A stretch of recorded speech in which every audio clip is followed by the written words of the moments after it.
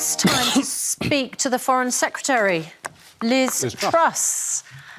Very good morning to you. Right, we're talking about these deportation flights to Rwanda. We know that there is last-ditch legal action to get them stopped.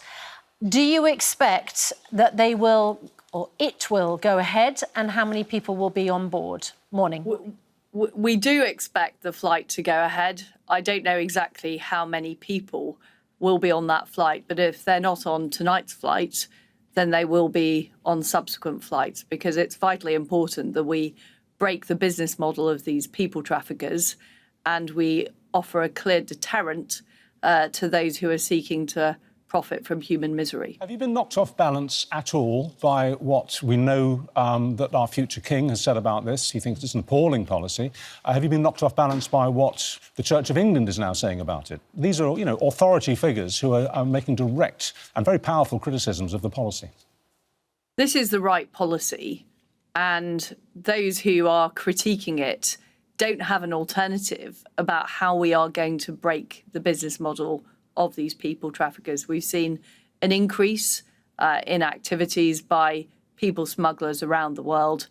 We have found this agreement with Rwanda, which enables people to have safe accommodation, a safe future in Rwanda, whilst at the same time deterring those who are seeking to help people cross the channel, in many cases endangering their lives. So it's vitally important we act. The Home Secretary is determined to follow through. She has faced a number of legal challenges. We have won on those legal challenges, and I have no doubt that however many people are on the flight today, there will be more in future, and this policy will be effective. OK, can we just address what seems to many to be, whatever they think about the policy, seems to be a sort of a contradiction in terms. On the one hand, you're saying that Rwanda is a perfectly civilised and safe place to send these people, and the conditions there are absolutely fine, and they'll be comfortable and they'll be looked after. On the other hand, you're saying that the policy is intended to deter people from crossing the channel. So which is it? Is it a deterrent or not?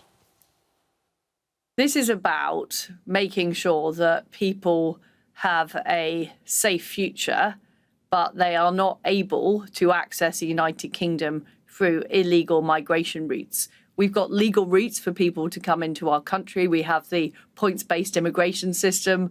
We want people with the right skills and the right talents to come to the United Kingdom. But we are very clear, of course, people need to be treated humanely. Of course, they need to be safe. And Rwanda is a safe country. Rwanda want the extra people to help with their economic development. So that is a sensible agreement between two countries to make sure we are allowing people to come into the United Kingdom through legal routes, which the public support. What the public don't support is the activities, these appalling people traffickers, putting people's lives at risk and potentially damaging our economic and future. I think Richard makes a really interesting point, Liz Truss, which is that if you're saying Rwanda is a good place to be, it's safe, you're going to be looked after, and there will be employment opportunities, in what way does that deter people who are coming over? Because surely they will still get into those boats in great numbers. Firstly, they are desperate. Now, you might have an issue with who they are, but they have to be desperate to get into those boats. They have a good chance, firstly, of staying in the UK. And secondly, if they don't stay in the UK, they get deported somewhere that you're saying is a safe place with a good future. I'm not sure where the deterrent is.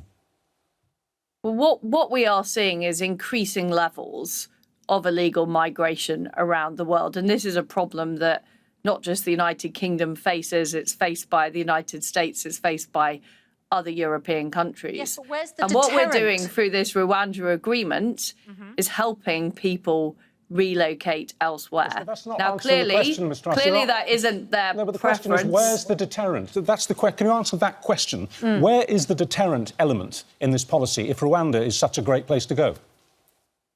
It's a safe place to go. It's a place with a positive future, but it clearly isn't the choice of the illegal people traffickers because they are sending people to the United Kingdom. So this is about deterring people from travelling to the United Kingdom. It doesn't deter the people traffickers because the people traffickers get their money for getting people across the channel. So it's not a deterrent to them.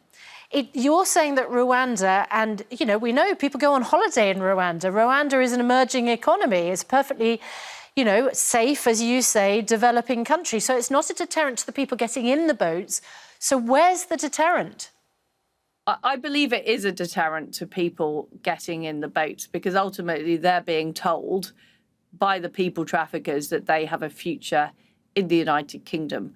Of course, people can apply to come to the United Kingdom through legal routes, but what the route is not going to end up with is people being permanently located in the United Kingdom. Might sound to They're people, going to go to Rwanda instead. OK, but it might sound to people, Liz Truss, that you've just basically picked Rwanda because it sounds like it might not be a very nice place to go, whereas, as you're saying, it's a perfectly safe place to go. So, you know, and we know that the legal challenges mean that most of the people, I think 28,000 people arrived across the Channel last year. We understand it could be 7 people on the deportation flight to Rwanda. It's not going to work, is it? If you put aside the fact that Prince Charles calls it appalling, if you put aside the fact that the Christian Church says it's an immoral policy that shames Britain, it sounds to many people like it's simply not going to be effective. The immoral people here are the people traffickers seeking to profit from people's misery.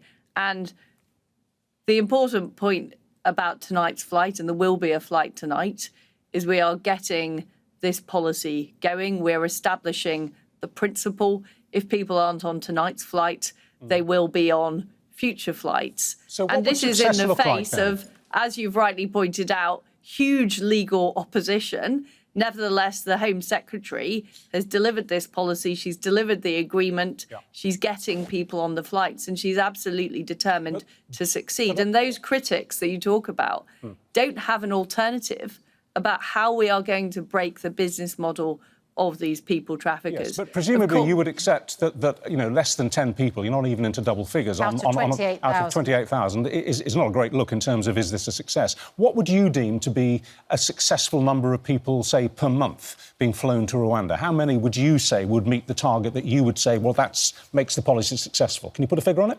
I'm sure that over time, the numbers of people on these flights are going to increase.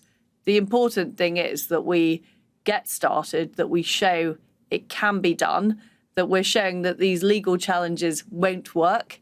And there are a lot of lawyers chasing after these cases, trying to stop this happening.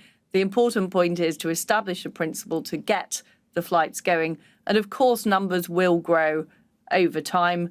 And we will show the people traffickers that their business model simply doesn't work. But you can't put a figure on it for me? No, I can't. Why not? You must have a target. I'm not going to guesstimate a figure. What I'm going to say is that the numbers will go up over time. OK, well, at least you've been honest enough to say that you choose not to answer the question, and that's great. That's all we want, really, is a straight answer. OK, thank you very much indeed, Liz Truss. Liz Truss, Foreign Secretary.